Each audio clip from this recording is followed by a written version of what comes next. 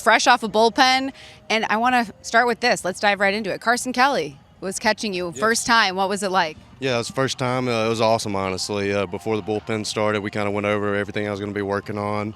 It was a good bullpen execution-wise. He liked what he saw, and just the little tidbits like four seam into righty is going to make sure it's bearing in, get the fours up for the carry. Sinkers, changeups, kind of let him know everything that I'm kind of working on at the moment. But yeah, it was great. Can't wait to continue to work with him. Did you like what you saw? How do you feel? Yeah, I felt really good. Been throwing bullpens for quite a while now. I've been down here for quite some time, so that's probably my 15th or 20th bullpen at this point. But yeah, I'm feeling really good, like where I'm at. Is that because of Japan pending and you want to be ahead of the game, or would you normally be at this pace? Yeah, totally. I wouldn't say I would quite be here. I'm probably about 2 weeks ahead of schedule, a normal schedule, I would say. So I'm in a really good spot. It was a couple of years ago that you were saying, I want to make 30 starts, and you make 30 starts. You seem like a goal guy. So do you have something like that going into this season? Pretty similar. I want to get up above 180 innings, make sure I get to 30 starts this year. Yeah, other than that, just, compete every time and give my team a good chance to win every time out. You have evolved, as we talked about, the consistency into a leader as well through that. Do you aim to do that? Is that something that just has come naturally?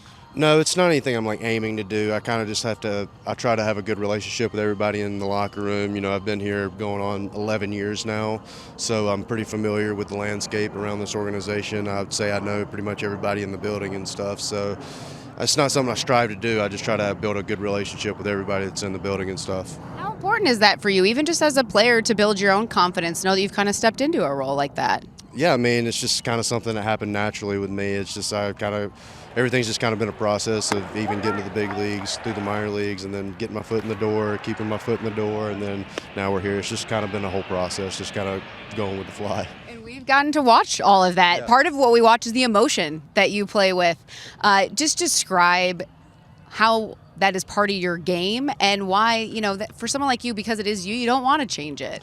Yeah, I just grew up in a really competitive household. I guess I attribute that to my brother and my dad, just playing pool in the house, playing darts, playing ping pong, baseball in the backyard, basketball, horse, anything we always did, it was always just a big competition. So growing up, I was always kind of a fierce competitor, wanted to get after it, always wanted to win. Especially being 5 years younger than my brother. I still remember the first time I beat him in ping pong. It was a great, yeah, it was a great day. And then I ended up getting really good, and I beat him quite a bit. Okay, so I'm going to wrap up with this. I want to bring up your mom because she has one of my favorite quotes that you have ever said.